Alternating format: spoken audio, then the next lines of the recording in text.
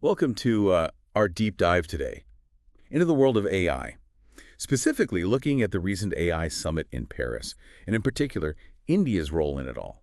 Shaping the future of this tech, we've got world leaders, tech giants, policy experts. Yeah, it's pretty fascinating stuff. And you know, this summit, it wasn't just your typical tech get-together. It was a platform for really important discussions Yeah. about AI's impact on everything, really. Global security, the Yeah, job market. absolutely. And I think the fact that India co-hosted the summit Mm-hmm.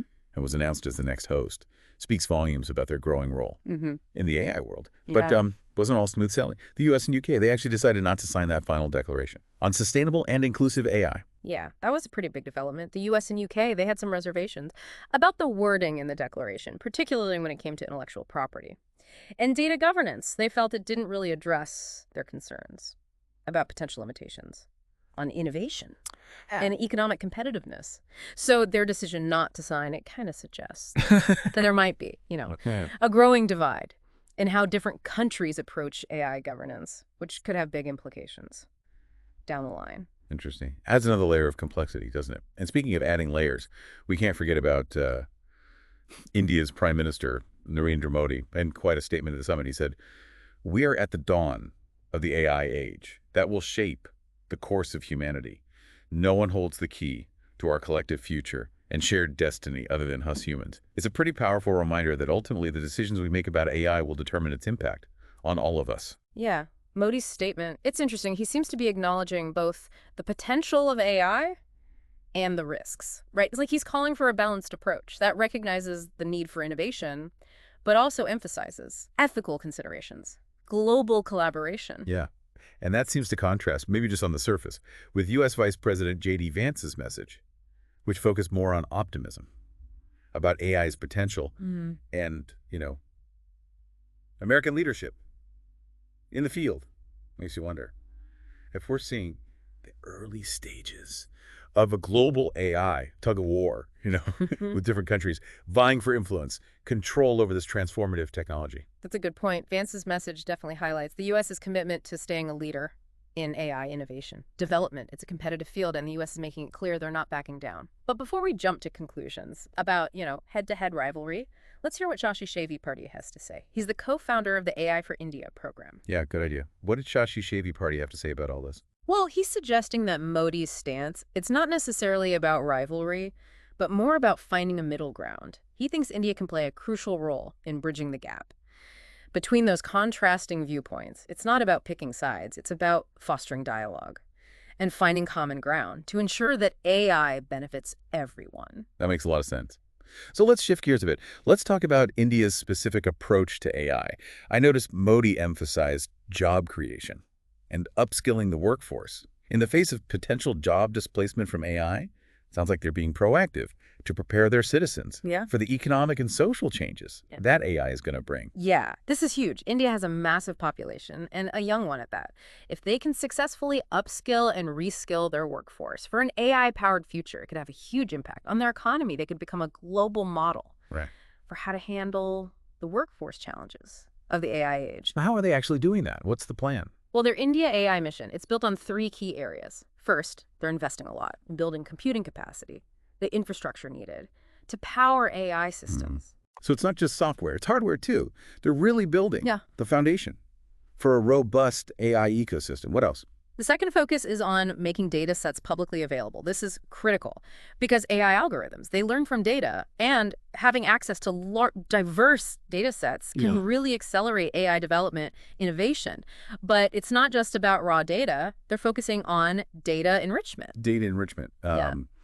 I'm going to need a little more on that. What does that actually involve? It's about ensuring the data is high quality, relevant, and properly labeled. For AI training, think of it like refining raw data into a valuable resource that can be used to train AI algorithms effectively, cleaning and organizing data, removing inconsistencies, adding context to make it more usable for AI applications. Okay, makes sense. So they're not just collecting data. They're making sure it's actually valuable, Yeah. usable for AI development. It sounds like they're trying to be. A data powerhouse, which could be a game changer Yeah. in the global AI world. But we still have that question about the US and UK and that AI declaration. Is this just a small disagreement, or is it something bigger, a deeper division? in how nations are approaching AI governance. Yeah, that's a good question. A big one. The US and UK, they didn't just disagree, they had specific concerns about certain parts of the declaration that they felt could hurt their ability to compete. In the AI world, it suggests a possible difference. In priorities, approaches to governing AI, it'll be interesting to see how this unfolds in the next few years. That brings us to an even bigger question, doesn't it? Are we heading toward a fragmented AI landscape where different countries or regions have their own rules, their own standards? Or can we find some common ground to make sure AI development is responsible and beneficial on a global scale? It's a big question with big implications. For the future of AI, and for all of us, it's a lot to think about. All these different paths we might see in the future of AI. That idea of a fragmented AI world, everyone doing their own thing, could be a real mess. What kinds of problems could we see? Well, just imagine a world with different data privacy laws, conflicting ethical standards for AI, maybe even a tech arms race, countries competing. For AI dominance, it could get pretty chaotic, unpredictable. Not exactly a pretty picture, is it? But let's Yeah. let's look at the other side for a minute. What would a more unified approach to AI look like? Is that even realistic? Yeah. With all the geopolitical stuff going on? Well, a unified approach. It would require a lot of cooperation between countries, working together on key issues like ethical guidelines, safety standards, maybe even regulations. For AI development, deployment, it wouldn't be easy. But if we could find some common ground, it could help, reduce some of those risks we were just talking about. So it's about creating a framework that everyone agrees on, shared principles to guide AI development. Wouldn't that stifle innovation though? I mean, technology is all about pushing boundaries, right? Constantly evolving. I see your point. Finding that balance between encouraging innovation and making sure development is responsible, it's going to be a big challenge in this AI age. But a unified framework, it doesn't have to mean stifling creativity. Think of it like building a skyscraper. You need a solid foundation, blueprints, to make sure the building is safe, structurally sound. But that doesn't mean you can't have an amazing, innovative design. I like that. So it's not about putting AI in a box. It's about creating a structure that lets it thrive safely, responsibly.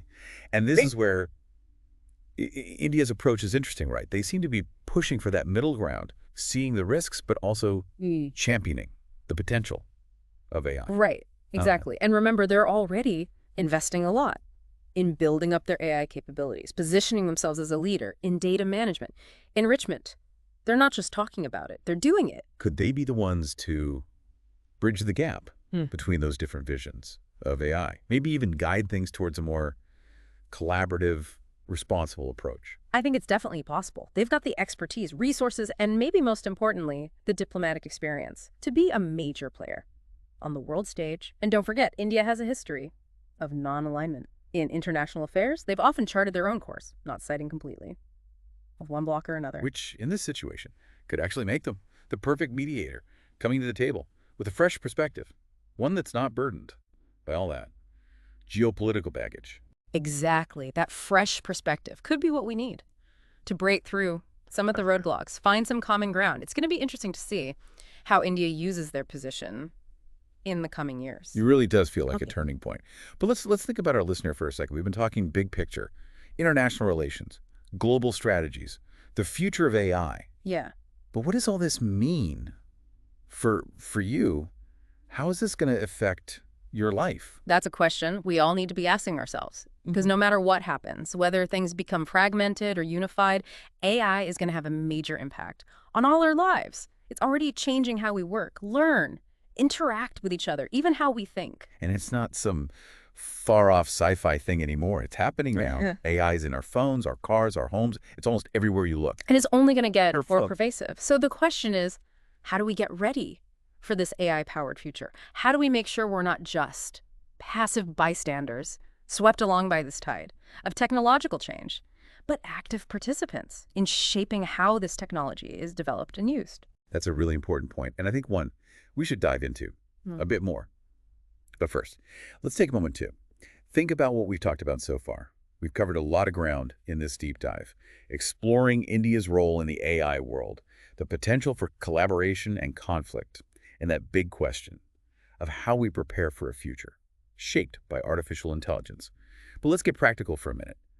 What can we actually do as individuals to navigate this AI world. It can feel so big, Yeah. Yeah, complex. it can definitely feel overwhelming. I think the first step is awareness. We need to understand how AI is already affecting us, educate ourselves about its potential, the good and the bad. Don't just blindly accept the technology, ask questions, do your research, stay informed about what's happening. Knowledge is power. Yeah. But beyond just understanding AI, are there any specific skills we should be focusing on to do well in this new world everyone's talking about? Robots taking our jobs. It's a little unsettling. I get it. It's a valid concern. But while some jobs will definitely be automated, AI is also going to create new opportunities. The key is to be adaptable. Focus on things that are uniquely human, difficult for AI to replicate. Like what? Give us some examples. Well, think about things like creativity, critical thinking, complex problem solving, communication, emotional intelligence. Those are all areas where humans still have a big advantage over machines. Skills robots can't steal, at least not yet. But it's a little intimidating to think about learning all these new things. Any advice on how to stay ahead of the curve without feeling like we're always playing catch up? Embrace lifelong learning. Be curious, experiment. Don't be afraid to try new things. Right. There are so many resources out there, online courses, workshops, even just talking to people who are also trying to figure out this whole AI thing. So it's not just about specific skills. It's about being able to learn Yeah. and adapt. We need to be flexible, ready to change as the world around us changes. Absolutely. And that goes beyond just individuals, businesses, industries, even whole societies need to be flexible, willing to adapt their systems, their policies, their institutions to keep up with AI because Yeah. it's evolving so rapidly. It's not just about Yep. learning new skills. It's about having a mindset of continuous learning, adaptation. The future belongs to those who can. Embrace change, stay curious, keep evolving. Couldn't have said it better myself. The future isn't just something that happens to us. We create it by understanding AI, developing the skills we need, and being a part of the conversation about how it's developed. We can make sure it's used for good, that the benefits are shared by everyone. Well said. That's a great note to end on. We've talked about India's influence, the potential for collaboration and conflict, and the choices we face. As we move into this new territory, it's complex, but it's exciting. The future of AI is still being written, and we all have a part in it. That's something for all of you listening to think about. What part will you play? Thanks for joining us for this deep dive into the world of AI. Until next time, keep exploring, keep learning, and keep asking those tough questions.